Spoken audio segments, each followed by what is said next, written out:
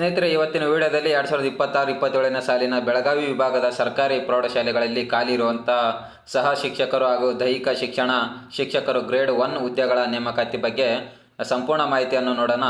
ಈ ನೇಮಕಾತಿ 11/8/2026 ಪ್ರಕಟಗೊಂಡಿದೆ. ಹುದ್ದೆಗಳ ಬಗ್ಗೆ ನೋಡೋಣ. ಬೆಳಗಾವಿ ವಿಭಾಗದಲ್ಲಿ ಆಯ್ಕೆಗಾಗಿ ಪ್ರಕಟಿಸಲಾದ ಮೂಲ ವೃಂದದ ಹುದ್ದೆಗಳ ವಿವರ ಇದು. ನೋಡಿ, ಪ್ರೌಢಶಾಲಾ ಸಹ ಶಿಕ್ಷಕರು ವೃಂದದ ಹುದ್ದೆಗಳು ಕನ್ನಡ ಭಾಷೆಯಲ್ಲಿ 192 ಹುದ್ದೆಗಳಿದ್ದಾವೆ. ಆಂಗ್ಲ ಭಾಷೆಯಲ್ಲಿ ನೋಡಿ 205 ಹುದ್ದೆಗಳಿದ್ದಾವೆ. ಇನ್ನು ಕಲಾ ಶಿಕ್ಷಕರು ಕನ್ನಡ ಮಾಧ್ಯಮದಲ್ಲಿ 90 ಹುದ್ದೆಗಳಿದ್ದಾವೆ. ಕಲಾ ಶಿಕ್ಷಕರು ಆಂಗ್ಲ ಮಾಧ್ಯಮದಲ್ಲಿ 134 ಹುದ್ದೆಗಳಿದ್ದಾವೆ. ಜೀವ ವಿಜ್ಞಾನ ಶಿಕ್ಷಕರು ಕನ್ನಡ ಮಾಧ್ಯಮ 75 ಹುದ್ದೆಗಳಿದ್ದಾವೆ. ಜೀವ ವಿಜ್ಞಾನ ಶಿಕ್ಷಕರು ಆಂಗ್ಲ ಮಾಧ್ಯಮ 91 ಹುದ್ದೆಗಳಿದ್ದಾವೆ. ಒಟ್ಟು ಹಾಗೆ ದೈಹಿಕ ಶಿಕ್ಷಣ ಶಿಕ್ಷಕರು ಗ್ರೇಡ್ 1 ಹುದ್ದೆಗಳು ನೋಡಿ, ದೈಹಿಕ ಶಿಕ್ಷಣ ಶಿಕ್ಷಕರು ಗ್ರೇಡ್ 1 ಹುದ್ದೆಗಳಲ್ಲಿ 44 ಹುದ್ದೆಗಳಿವೆ. ಒಟ್ಟು ಹುದ್ದೆಗಳು ನೋಡೋದಾದರೆ 831 ಒಟ್ಟು ಹುದ್ದೆಗಳಾಗಿರುತ್ತೆ. ಇನ್ನು ಆನ್ಲೈನ್ ಅರ್ಜಿ ಸಲ್ಲಿಸಲು ವೇಳಾಪಟ್ಟಿ ನಾವು ನೋಡ್ತಾ ಹೋಗೋದಾದರೆ, ಅಭ್ಯರ್ಥಿಗಳು ಆನ್ಲೈನಲ್ಲಿ ಅರ್ಜಿ ಸಲ್ಲಿಸಿಕೆ ಪ್ರಾರಂಭ ದಿನಾಂಕ ನೋಡಿ 18/8/2026 18ರಂದು ಸ್ಟಾರ್ಟ್ ಆಗುತ್ತೆ. ಇನ್ನೂ ಸ್ಟಾರ್ಟ್ ಆಗಿಲ್ಲ. ಅಭ್ಯರ್ಥಿಗಳು ಆನ್ಲೈನ್ ಅರ್ಜಿ ಸಲ್ಲಿಸಲು ಕೊನೆಯ ದಿನಾಂಕ ನೋಡಿ 7/9/2026 ಕೊನೆಯ ದಿನಾಂಕ ಆಗಿರುತ್ತೆ. ಪಾವತಿಸಿರುವ ಶುಲ್ಕವನ್ನು ಖಚಿತಪಡಿಸಿಕೊಳ್ಳುವ ಕೊನೆಯ ದಿನಾಂಕ ನೋಡಿ 10/9/2026 ಆಗಿರುತ್ತೆ. ಪಾವತಿಸಬೇಕಾದ ಶುಲ್ಕದ ಬಗ್ಗೆ ನಾವು ನೋಡೋದಾದರೆ ನೋಡಿ, ವಿವರ ಒಂದು ವೃಂದದ ಒಂದು ಹುದ್ದೆಗೆ ಅರ್ಜಿ ಸಲ್ಲಿಸಿದ ರೂಪಾಯಿಗಳಲ್ಲಿ, ಒಂದೇ ವೃಂದದ 2 ಹುದ್ದೆಗೆ ಅರ್ಜಿ ಸಲ್ಲಿಸಿದ ರೂಪಾಯಿಗಳಲ್ಲಿ ಅಂತ ನೋಡೋದಾದರೆ, ಸಾಮಾನ್ಯ ಅರ್ಹತೆ ಮತ್ತು ಇತರೆ ಪ್ರವರ್ಗ 2A 2B 3A 3B ಅವರು 750 ಆಗಿರುತ್ತೆ ಒಂದು ಪೋಸ್ಟ್ಗೆ. ಹೆಚ್ಚಿನ ಅಂತಂದರೆ ಹೆಚ್ಚುವರಿಯಾಗಿ ಒಂದು ಹುದ್ದೆಗೆ ಒಂದೇ ವೃಂದದ 2 ಹುದ್ದೆಗಳಿಗೆ ಅರ್ಜಿ ಸಲ್ಲಿಸಿದರೆ 1125 ಆಗುತ್ತೆ. ಇನ್ನು ಪರಿಶಿಷ್ಟ ಜಾತಿ ಪರಿಶಿಷ್ಟ ಪಂಗಡ ಪ್ರವರ್ಗ 1 ಹಾಗೂ ಮಾಜಿ ಸೈನಿಕ ಅಂಗವೈಕಲ್ಯತೆಯುಳ್ಳ ಅಭ್ಯರ್ಥಿಗಳು ಹಾಗೂ ತೃತೀಯ ಲಿಂಗದ ಅಭ್ಯರ್ಥಿಗಳಿಗೆ 500 ಫೀಸ್ ಆಗಿರುತ್ತೆ. ಇನ್ನು ಒಂದಕ್ಕಿಂತ ಹೆಚ್ಚು ಅರ್ಜಿ ಸಲ್ಲಿಸಿದಲ್ಲಿ 750. ವೇತನ ಶ್ರೇಣಿ ನೋಡಿದ್ರೆ 54,175ರಿಂದ ಹಿಡಿದು 99,400 ಗಂಟ ಇರುತ್ತೆ. ಇನ್ನು ವಯೋಮಿತಿ ಬಗ್ಗೆ ನಾವು ನೋಡೋದಾದರೆ ನೋಡಿ, ಸಾಮಾನ್ಯ ಅಭ್ಯರ್ಥಿಗಳಿಗೆ 45 ವರ್ಷಗಳು. ಇನ್ನು ಪ್ರವರ್ಗ 2A ಪ್ರವರ್ಗ 2B 3A 3B ಅವರಿಗೆ 43 ವರ್ಷಗಳು. ಇನ್ನು ಪರಿಶಿಷ್ಟ ಜಾತಿ SC ಮತ್ತು ಪರಿಶಿಷ್ಟ ಪಂಗಡ ST ಪ್ರವರ್ಗ 1 ವಿಶೇಷ ಚೇತನ ಅಭ್ಯರ್ಥಿಗಳಿಗೆ 45 ವರ್ಷಗಳು. ನೋಡಿ, ಇವಾಗ ಮುಖ್ಯವಾದ ಮಾಹಿತಿ ನೋಡೋಣ. ಇದು ವಿದ್ಯಾರ್ಹತೆಯ ಬಗ್ಗೆ ಆಗಿರುತ್ತೆ. ನೋಡಿ, ಸರ್ಕಾರಿ ಪ್ರೌಢಶಾಲೆಗಳಲ್ಲಿ ಸಹ ಶಿಕ್ಷಕರ ವೃಂದದ ಹುದ್ದೆಗಳಿಗೆ ಸಂಬಂಧಿಸಿದಂತೆ ನಿಗದಿಪಡಿಸಿರುವ ಸಾಮಾನ್ಯ ವಿದ್ಯಾರ್ಹತೆಗಳು ಏನಂತ ನೋಡಿದ್ರೆ ನೋಡಿ, ಪದವಿಯಲ್ಲಿ ಕನಿಷ್ಠ ಸರಾಸರಿ 50% ಅಂಕ ಪಡೆದಿರಬೇಕು. ಹಾಗೆ ಮತ್ತು ಬ್ಯಾಚುಲರ್ ಆಫ್ ಎಜುಕೇಷನ್ ಪದವಿಯನ್ನು ಹೊಂದಿರತಕ್ಕದ್ದು ಅಂತ ಹೇಳಿದರೆ, ಇನ್ನು ಪರಿಶಿಷ್ಟ ಜಾತಿ ಪರಿಶಿಷ್ಟ ವರ್ಗ ಇತರ ಹಿಂದುಳಿದ ವರ್ಗಗಳ ಪ್ರವರ್ಗಕ್ಕೆ ಒಂದು ಸೇರಿದ ಅಭ್ಯರ್ಥಿಯಾಗಿದ್ದಲ್ಲಿ ಅಥವಾ ಅಂಗವೈಕಲ್ಯವುಳ್ಳ ಅಭ್ಯರ್ಥಿಯಾಗಿದ್ದಲ್ಲಿ ಪದವಿಯಲ್ಲಿ ಕನಿಷ್ಠ 45% ಅಂಕಗಳನ್ನು ಪಡಿತಿರತಕ್ಕದ್ದು ಅಂತ ಹೇಳಿದ್ರೆ ನೋಡಿ, ಪ್ರತಿ ವಿಷಯದ ಹುದ್ದೆಗೆ ಸಂಬಂಧಿಸಿದ ನಿಗದಿಪಡಿಸಲಾದ ವಿದ್ಯಾರ್ಹತೆ ವಿವರಗಳು ನಾವು ನೋಡ್ತಾ ಹೋಗೋದಾದರೆ, ಸಹ ಶಿಕ್ಷಕರು ನೋಡಿ, ಸಹ ಶಿಕ್ಷಕರು ಕನ್ನಡ ಭಾಷೆ ಅಂದರೆ ಕನ್ನಡ ಮಾಧ್ಯಮದವರಿಗೆ ಕಲಾ ವಿಷಯದಲ್ಲಿ ಪದವಿಯನ್ನು ಹೊಂದಿರತಕ್ಕದ್ದು ಮತ್ತು ಸದರಿ ಪದವಿಯಲ್ಲಿ ಕನ್ನಡ ಭಾಷೆಯನ್ನು ಒಂದು ಐಚ್ಛಿಕ ವಿಷಯವನ್ನಾಗಿ ಅಭ್ಯಾಸ ಮಾಡಿರತಕ್ಕದ್ದು ಮತ್ತು ಭಾರತ ದೇಶದ ಕಾನೂನಿನಂತೆ ಸ್ಥಾಪಿಸಲ್ಪಟ್ಟ ಮತ್ತು ವಿಶ್ವವಿದ್ಯಾಲಯದ ಧನಸಹಾಯ ಆಯೋಗದಿಂದ ಅಂಗೀಕೃತವಾದ ಒಂದು ವಿಶ್ವವಿದ್ಯಾಲಯದಿಂದ ಶಿಕ್ಷಕರು ಶಿಕ್ಷಣದಲ್ಲಿ B.Ed ಪದವಿಯನ್ನು ಹೊಂದಿರತಕ್ಕದ್ದು ಅಂತ ಹೇಳಿದ್ದಾರೆ. ನೋಡಿ, ಡಿಗ್ರಿ ಆಗಿರಬೇಕು ಐಚ್ಛಿಕ ವಿಷಯ, ಹಾಗೆ ನಿಮ್ಮ B.Ed ಕೂಡ ಆಗಿರಬೇಕು. ನೋಡಿ, ಯಾವ ಅಭ್ಯರ್ಥಿಯು ಪದವಿಯಲ್ಲಿ ಸದರಿ ಭಾಷೆಯನ್ನು ಐಚ್ಛಿಕ ವಿಷಯವನ್ನಾಗಿ ಅಭ್ಯಸಿಸಿರುವುದಿಲ್ಲ ಅಂದರೆ ನೀವು ಪದವಿಯಲ್ಲಿ ಐಚ್ಛಿಕ ಒಂದು ವಿಷಯವಾಗಿ ನೀವು ಓದಿಲ್ಲ ಅಂತಂದರೆ ಅಂತಹ ಅಭ್ಯರ್ಥಿಯು ಕೆಳಕಂಡ ಅರ್ಹತೆಯನ್ನು ಹೊಂದಿದ್ದಲ್ಲಿ ಪರಿಗಣಿಸಲಾಗುವುದು ಅಂತ ಹೇಳಿದರೆ ನೋಡಿ, ಯಾರು ಪದವಿಯಲ್ಲಿ ನೀವು ಒಂದು ಐಚ್ಛಿಕವಾಗಿ ವಿಷಯವನ್ನು ಓದಿಲ್ವೋ ಅವರು ಸ್ನಾತಕೋತ್ತರ ಪದವಿಯನ್ನು ಹೊಂದಿದ್ದಲ್ಲಿ ಅದೇ ವಿಷಯದ ಶಿಕ್ಷಕರ ಶಿಕ್ಷಣದಲ್ಲಿ ಪದವಿಯನ್ನು ಪಡೆದಿರಬೇಕಂತ ಹೇಳಿದರೆ ಅಥವಾ ಬೋಧನಾ ವಿಧಾನವನ್ನು ಅಭ್ಯಾಸ ಮಾಡಿರ್ಬೇಕಂತ ಹೇಳಿದರೆ, ಇನ್ನು ಸಹ ಶಿಕ್ಷಕರು ಮತ್ತು ಆಂಗ್ಲ ಭಾಷೆ ಇದು ಇಂಗ್ಲೀಷ್ ಮೀಡಿಯಮ್ದವರಿಗೆ ನೋಡಿ, ಕಲಾ ವಿಷಯದಲ್ಲಿ ಪದವಿಯನ್ನು ಹೊಂದಿರಬೇಕು ಅಂತ ಹೇಳಿದರೆ, ಇನ್ನು ಸದರಿ ಪದವಿಯಲ್ಲಿ ಆಂಗ್ಲ ಭಾಷೆಯನ್ನು ಒಂದು ಐಚ್ಛಿಕ ವಿಷಯವನ್ನಾಗಿ ಅಭ್ಯಾಸ ಮಾಡಿರಬೇಕು. ಇನ್ನು ಭಾರತ ದೇಶದ ಕಾನೂನಿನಂತೆ ಸ್ಥಾಪಿಸಲ್ಪಟ್ಟ ವಿಶ್ವವಿದ್ಯಾಲಯ ಧನ ಸಹಾಯ ಆಯೋಗದಿಂದ ಅಂಗೀಕೃತವಾದ ಒಂದು ವಿಶ್ವವಿದ್ಯಾಲಯದಿಂದ ಶಿಕ್ಷಕರ ಶಿಕ್ಷಣದಲ್ಲಿ B.Ed ಮುಗಿಸಿರಬೇಕು. ಇನ್ನು ಯಾವ ಅಭ್ಯರ್ಥಿಯು ಪದವಿಯಲ್ಲಿ ಸದರಿ ಭಾಷೆಯನ್ನು ಐಚ್ಛಿಕ ವಿಷಯವನ್ನಾಗಿ ಅಭ್ಯಸಿಸಿರುವುದಿಲ್ಲ ಅಂತಂದರೆ ಓದಿಲ್ವೋ ಅಂಥ ಅಭ್ಯರ್ಥಿಗಳು ಈ ಕೆಳಗಂಡಂಥ ಅರ್ಹತೆಯನ್ನು ಹೊಂದಿರಬೇಕಂತ ಹೇಳಿದರು. ನೋಡಿ, ಸದರಿ ಭಾಷೆ ಸ್ನಾತಕೋತ್ತರ ಪದವಿಯನ್ನು ಹೊಂದಿದ್ದಲ್ಲಿ ಮತ್ತು ಅದೇ ವಿಷಯದ ಶಿಕ್ಷಕರ ಶಿಕ್ಷಣದಲ್ಲಿ ಪದವಿಯನ್ನು ಪಡೆದಿರಬೇಕು ಅಥವಾ ಬೋಧನಾ ವಿಧಾನವನ್ನು ಅಭ್ಯಾಸ ಮಾಡಿರ್ಬೇಕಂತ ಹೇಳಿದರೆ. ಇನ್ನು ಕನ್ನಡ ಮಾಧ್ಯಮ ಮತ್ತು ಇಂಗ್ಲೀಷ್ ಮಾಧ್ಯಮದವ್ರಿಗೂ ನೋಡೋದಾದರೆ ನೋಡಿ, ಕಲಾ ವಿಷಯದಲ್ಲಿ ಪದವಿಯನ್ನು ಈ ಕೆಳಗಿನ 2 ವಿಷಯಗಳನ್ನು ಐಚ್ಛಿಕವಾಗಿ ಅಭ್ಯಾಸ ಮಾಡಿರ್ಬೇಕಂತ ಹೇಳಿದರೆ ನೋಡಿ, ಯಾವುದ್ಯಾವುದು ಕನ್ನಡ ಮತ್ತು ಇಂಗ್ಲೀಷ್ ಮೀಡಿಯಮ್ದವ್ರಿಗೆ ಇಂಗ್ಲೀಷ್ ಇತಿಹಾಸ, ಅರ್ಥಶಾಸ್ತ್ರ, ರಾಜಕೀಯ,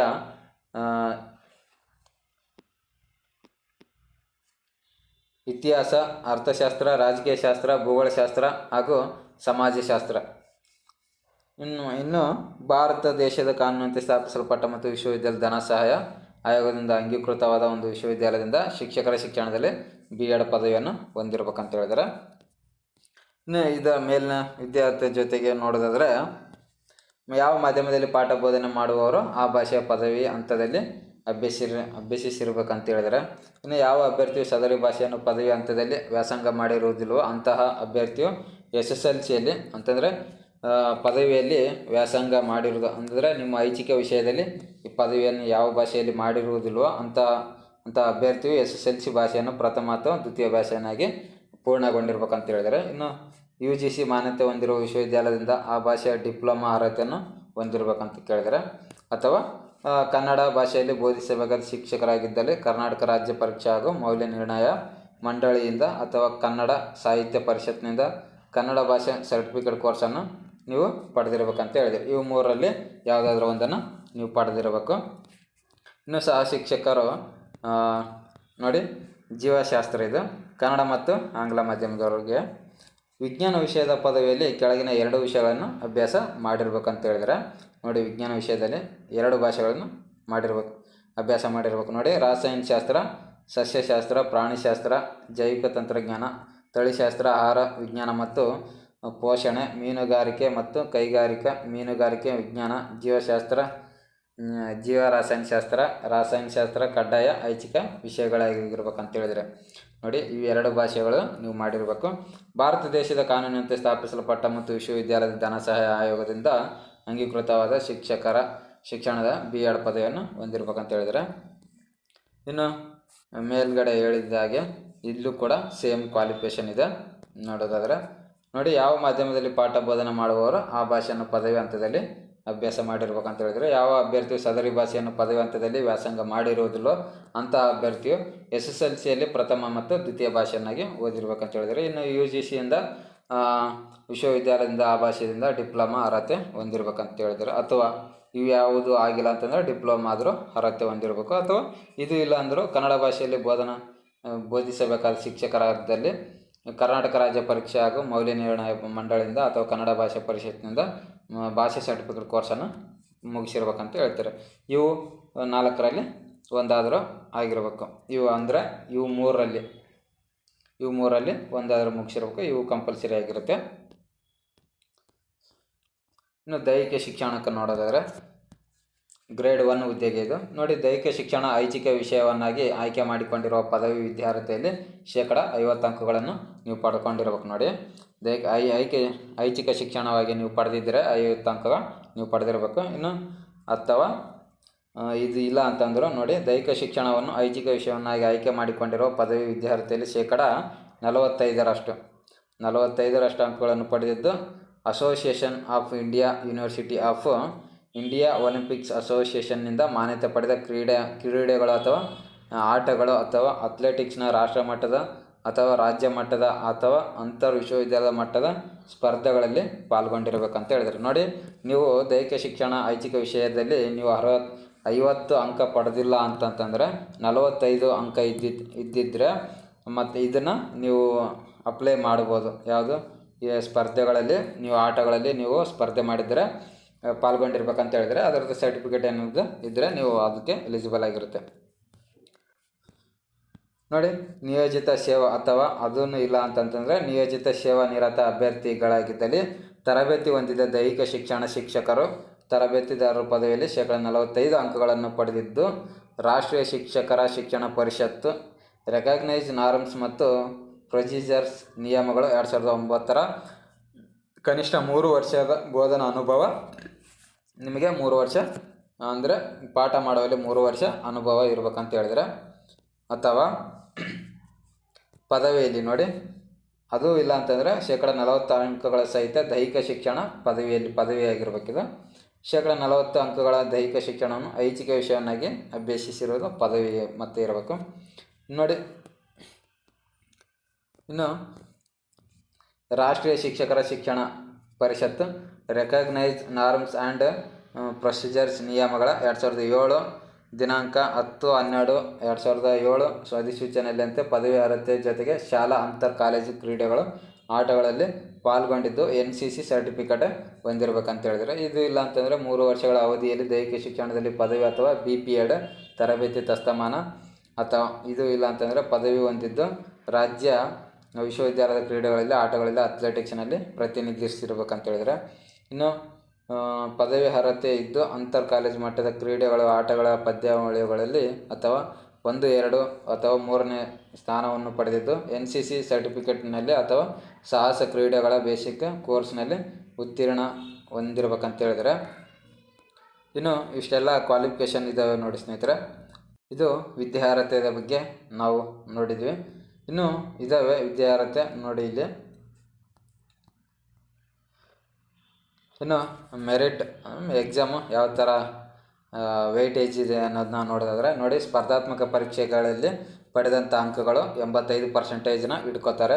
ಇನ್ನು ಪದವಿಯಲ್ಲಿ ಪಡೆದ ಅಂಕಗಳನ್ನು ನಿಮಗೆ 13% ಕೌಂಟ್ ಮಾಡ್ಕೋತಾರೆ.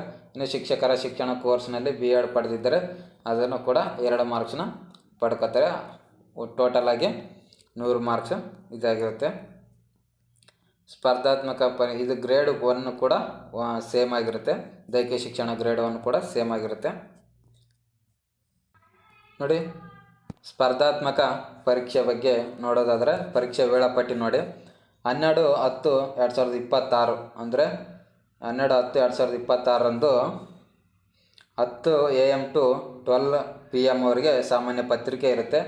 2:30 PM to 4:30 PM ಪತ್ರಿಕೆ 2 ಇರುತ್ತೆ, ಅಂದರೆ ದೈಹಿಕ ಶಿಕ್ಷಣ ಗ್ರೇಡ್ 1 ಆಗಿರುತ್ತೆ ಇದು. ಇನ್ನು 13/10/2026ರಂದು ನೋಡಿ, 10 AM to 12 PM ಅವರಿಗೆ ಪತ್ರಿಕೆ 2 2 ಪೇಪರ್ ಇರುತ್ತೆ ಒಂದೇ ಟೈಮಲ್ಲಿ. ಇದು ಆರ್ಟ್ಸ್ ಮತ್ತು CBZ ಒಂದಿರುತ್ತೆ. ಇನ್ನು ಮಧ್ಯಾಹ್ನ ನೋಡಿ 2:30 PM to 4:30ಗೆ ಪತ್ರಿಕೆ 2 ಕನ್ನಡ ಮತ್ತು ಪತ್ರಿಕೆ 2 ಇಂಗ್ಲೀಷು ಇವೆರಡು ಇರುತ್ತೆ. ನೋಡಿ, ಅಂಕಗಳ ಬಗ್ಗೆ ನೋಡೋದಾದರೆ ಸಾಮಾನ್ಯ ಮತ್ತು ಪ್ರಚಲಿತ ವಿದ್ಯಮಾನಗಳು 20 ಅಂಕಗಳದ್ದಿರುತ್ತೆ. ಸಾಮಾನ್ಯ ಕನ್ನಡಕ್ಕೆ 10 ಅಂಕಗಳಿರುತ್ತೆ.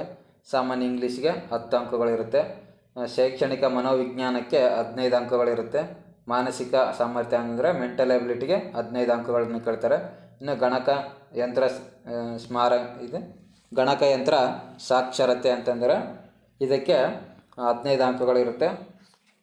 ಇನ್ನು ಮೌಲ್ಯ ಶಿಕ್ಷಣ ಮತ್ತು ಆರೋಗ್ಯ ಶಿಕ್ಷಣಕ್ಕೆ 15 ಅಂಕಗಳಿರುತ್ತೆ. ಒಟ್ಟು ಟೋಟಲ್ 100 ಅಂಕಗಳದ್ದು ಪ್ರಶ್ನೆ ಆಗಿರುತ್ತೆ.